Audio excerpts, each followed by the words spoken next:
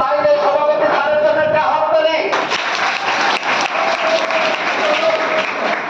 পরীক্ষার্থীরা বসে থাকবে, তার আগে একটা নোটিশ শোনো। নোটিশটা হলো পূজার বন্ধ। এত দ্বারা গুলশান কলেজের সকল ছাত্রছাত্রীর অবগতির জন্য জানানো যাচ্ছে যে